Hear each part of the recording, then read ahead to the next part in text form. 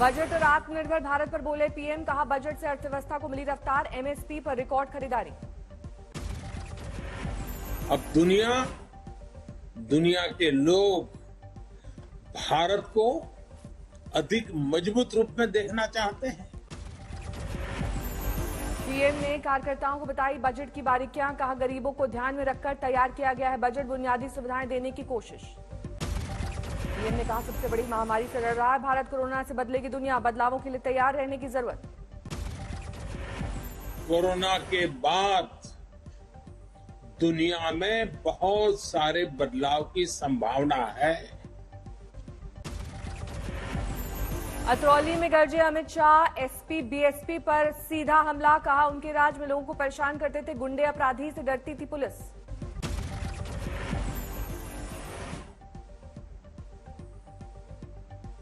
से पुलिस डरती थी, योगी आदित्यनाथ की सरकार आई, 5 साल में माफिया पलायन कर गया उत्तर प्रदेश के बाद।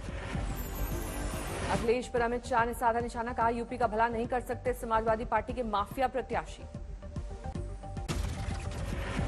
अगर माफिया ढूंढना है तो समाजवादी पार्टी के प्रत्याशियों की सूची में देख लीजिए, वहां पर।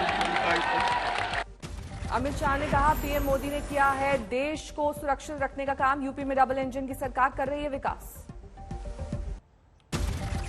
बुलंदशहर में योगी का धुआंधार प्रचार, जनसभा में कहा पहले तमंचे की फैक्ट्री चलती थी, अब पड़ोस में बन रहा है डिफेंस कॉरिडोर। जो लाल टोपी है ना, ये रेड अलर्ट है, हिस्ट्री सीटर।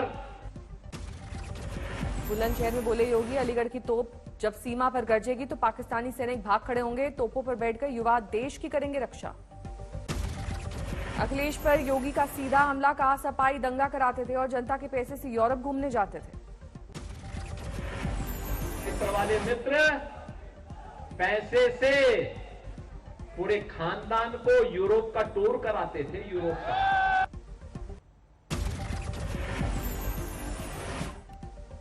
यूपी की सियासत में तीखी हुई जुबानी धार, शामली में अखिलेश और जयंत चौधरी की साझा प्रेस कॉन्फ्रेंस, कहा जनता देगी नकारात्मक राजनीति का जवाब। योगी के गरम खून को शांत करने वाले बयान पर अखिलेश का वार, कहा जिंदा रहने के लिए गरम खून जरूरी है। जिस दिन गर्मी खत्म हो जाएगी उस दिन हम लोग मर जाएंगे। जितने भी हम लोग बैठे हैं, अगर गरम खून हमारे अंदर नहीं बहे तो हम जिंदा क्या रहेंगे। योगी की गर्मी शांत करने वाले बयान पर जयंत चौधरी का विवादित बयान, कहा इतना वोट दो कि बीजेपी नेताओं की चर्बी उतर जाए। ऐसा भर भर के वोट दो, ईवीएम की मशीन को ऐसा भर के दो, नलके के बटन, हैंडपंप के बटन को ऐसा दबाओ कि भारतीय जनता पार्टी की जो चर्बी चढ़ रही है, सारे नेताओं की चर्बी उतार दो आप। यूपी के चुनावी दंगल में मायावती की एंट्री, आगरा की जनसभा में बीजेपी पर जनता के साथ पक्षपात का लगाया आरोप। मायावती का आरोप जातिवाद की राजनीति कर रही है बीजेपी, दलितों के साथ हो रहा है भेदभाव। इस सरकार में सही से विकास व उत्थान आदि नहीं हो सका है, साथ ही इनका हर स्तर पर काफी ज्यादा उत्पीड़न भी किया गया है।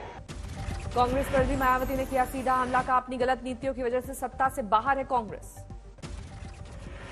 मायावती ने कहा महंगाई से बेहाल है यूपी की जनता, बेरोजगारी की वजह से हो रहा है पलायन। लखनऊ से बीजेपी टिकट कटने के बाद स्वाति सिंह का बयान, मैं जिंदगी भर नहीं छोड़ूंगी पार्टी का साथ, समाजवादी पार्टी में जाने की अटकलों को किया खारिज। और आधी आबादी का प्रतिनिधित्व करते आई हूं और करते भी रहूंगी, चिंता मत करिए, भारतीय जनता पार्टी का हिस्सा हूं, आजीवन रहूंगी। स्वाति सिंह ने कहा राजनीति में पीएम मोदी उनकी प्रेरणा, टिकट को लेकर मायूस नहीं। लखनऊ की सरोजनी नगर सीट से बीजेपी ने काटा है स्वाति सिंह का टिकट, ईडी के पूर्व ज्वाइंट डायरेक्टर राजेश्वर सिंह को मैदान में उतारा। स्वाति सिंह का टिकट कटने पर दयाशंकर सिंह का बयान, राजेश्वर के साथ पारिवारिक संबंध, उनके लिए करूंगा प्रचार। टिकट मिलने के बाद बड़े भाई के साथ आगरा पहुंचे राजेश्वर सिंह, मां का लिया आशीर्वाद। यूपी के कानून मंत्री ब्रजेश पाठक ने दाखिल किया नामांकन, बीजेपी में लखनऊ कैंट से दिया गया है टिकट। लखनऊ कैंट से टिकट मिलने पर ब्रजेश पाठक के घर में जश्न का माहौल, बधाई देने वालों का लगा तांता। नामांकन से पहले ब्रजेश पाठक का दावा, यूपी में बनेगी बीजेपी की बहुमत वाली सरकार, 325 सीट का दावा। 5 फरवरी को जारी हुआ बीजेपी का संकल्प पत्र, जेपी नड्डा, अमित शाह और सीएम योगी मिलकर करेंगे लॉन्च, सूत्रों के हवाले से खबर। समाजवादी पार्टी ने जारी की 3 नए उम्मीदवारों की लिस्ट, सरोजनी से अभिषेक मिश्रा को बनाया गया है प्रत्याशी। सिराथू से उप मुख्यमंत्री केशव प्रसाद मौर्य के खिलाफ अनुप्रिया पटेल की बहन को मिला टिकट, सपा ने पल्लवी पटेल को बनाया प्रत्याशी। स्वामी प्रसाद मौर्य को कुशीनगर की फाजिल नगर सीट से मिला टिकट, पडरौना से चुनाव लड़ने की अटकलों पर विराम। यूपी में 10 फरवरी को होगी पीएम मोदी की अगली वर्चुअल रैली, दूसरे चरण के मतदाताओं से जुड़ेंगे प्रधानमंत्री। अत्ती सिंह ने रायबरेली से भरा पर्चा, बीजेपी ने बनाया उम्मीदवार। प्रियंका गांधी ने उत्तराखंड में संभाली प्रचार की कमान, देहरादून में बीजेपी पर आरोपों की बौछार की। प्रियंका ने कहा, नौकरी की जगह धर्म की बात करती है बीजेपी सरकार, विकास की जगह विज्ञापन पर खर्च हो रहा है पैसा। सच्चाई ये है कि पैसे हैं, सच्चाई ये है कि रोजगार के लिए खाली पद हैं, सच्चाई ये है कि सरकार की नीयत ठीक नहीं है। प्रियंका का बीजेपी पर सीधा हमला, कहा बीजेपी के राज में किसान, नौजवान, दलित सब परेशान, जनता महंगाई से है परेशान। सच्चाई ये है कि आपको डबल इंजन की सरकार का वादा किया, लेकिन आज स्थिति इन्होंने ये बना दी है कि पेट्रोल डीजल इतना महंगा है, इनका ही इंजन ठप हो गया है। मेरठ में एसपी नेता के बिगड़े बोल, कहा 5 साल में हर थाने में मची हिंदू गर्दी, वीडियो हुआ वायरल। पंजाब में सीएम उम्मीदवार के चुनाव के लिए कांग्रेस ले रही है जनता की राय, सिद्धू ने कहा सीएम फेज के ऐलान से चुनाव में पार्टी को होगा फायदा। कैप्टन अमरिंदर सिंह ने कहा तंज हमारा गठबंधन की पंजाब को दिखाएगा सही रास्ता, सीएम फेज बनने की जंग में उलझे हैं बाकी दल के लोग। जयपुर में सरकार के खिलाफ बीजेपी का प्रदर्शन, रीट पेपर लीक मामले में सीबीआई जांच की मांग। निर्मला सीतारमण के यूपी टाइप वाले बयान पर प्रियंका गांधी ने साधा निशाना, कहा हमें यूपी टाइप होने पर गर्व है।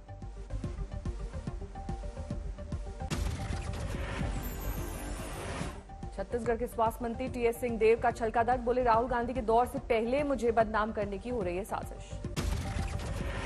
बीजेपी नेता और पूर्व सीएम रमन सिंह ने कहा राहुल गांधी को समझ नहीं आ रहा है कि छत्तीसगढ़ किस दिशा में जा रहा है, कोई उन्हें बताए। गुंटूर में आखिरकार थमा जिन्ना टावर को लेकर छिड़ा विवाद, गुंटूर पूर्व के विधायक मोहम्मद मुस्तफा ने टावर को तिरंगा पेंट कराया। वाईएसआरसीपी नेता और विधायक मुस्तफा ने कहा मुसलमानों ने अंग्रेजों से लड़ी थी आजादी की लड़ाई, बाद में कुछ मुसलमान चले गए पाकिस्तान, लेकिन हम सभी को अपनी धरती पर है गर्व। छपरा में अवैध शराब के कारोबारियों पर कसा ड्रोन का शिकंजा, ड्रोन कैमरा देखकर भागे तस्कर, उत्पाद विभाग ने निशानदेही पर नष्ट की तमाम भट्टियां और शराब।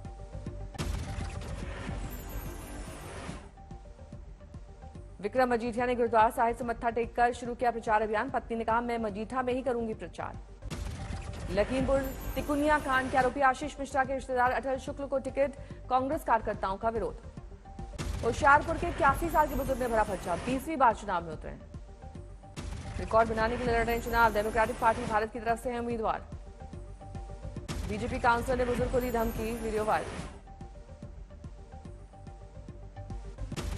अजमेर में बनाया जा रहा है सूफी संत ख्वाजा मोइनुद्दीन हसन चिश्ती का 810वां उर्स, पाकिस्तान से आ रहे हैं 500 जायरीन। 5 फरवरी को अजमेर पहुंचेगा पाकिस्तानी जायरीनों का जत्था, जिला प्रशासन की जबरदस्त तैयारी। दरभंगा में दिखा सर्दी का सितम, फरवरी में कड़ाके की ठंड। झालावाड़ में पेड़ लगाओ पेड़ बचाओ अभियान के तहत 4000 किलोमीटर की यात्रा पर युवक अभी तक पूरा कर चुका है 64 किलोमीटर का सफर। चंदौली में खास प्रोग्राम, पीएम की वर्चुअल रैली में पहुंचने वाले बीजेपी कार्यकर्ताओं पर बरसाए गए फूल। देश भर में घट रहा है कोरोना का आंकड़ा, लेकिन मौत की संख्या बढ़ी, 24 घंटे में 1733 मरीजों ने गंवाई जान। देश में पिछले 24 घंटे में कोरोना के 1,61,000 नए मामले, कल के मुकाबले मरीजों की संख्या में 3.4% की कमी। स्वस्थ होने वालों का इजाफा, 24 घंटे में 2,81,000 मरीज हुए रिकवर। केरल में संक्रमण की रफ्तार अब भी बेकाबू, 24 घंटे में 52,000 नए मरीजों से हड़कंप। तमिलनाडु में 16,000 नए मरीज, महाराष्ट्र में एक दिन में 14,000 से ज्यादा बीमार। दिल्ली में कोरोना से मौत के मामले कम नहीं, एक दिन में 27 लोगों की गई जान। दिल्ली में 5% करीब पहुंची संक्रमण दर, 2600 से ज्यादा नए मामले। गुजरात में कोरोना के 8,000 से ज्यादा नए मामले, एक दिन में 35 की गई जान। अहमदाबाद में 2702 नए मामले, वडोदरा में 2100 से ज्यादा नए मरीज। तमिलनाडु में मौत के मामले कम नहीं, एक दिन में 35 की मौत। राज्य में 16,000 से ज्यादा नए मामले। गृह मंत्रालय ने राज्यसभा में दी जानकारी, अनुच्छेद 370 हटने के बाद 26 जनवरी 2022 तक 439 आतंकी मारे गए। 370 हटने के बाद जम्मू कश्मीर में आतंकियों के खिलाफ लगातार ऑपरेशन। 26 जनवरी 2022 तक 109 सुरक्षा बलों के जवान शहीद।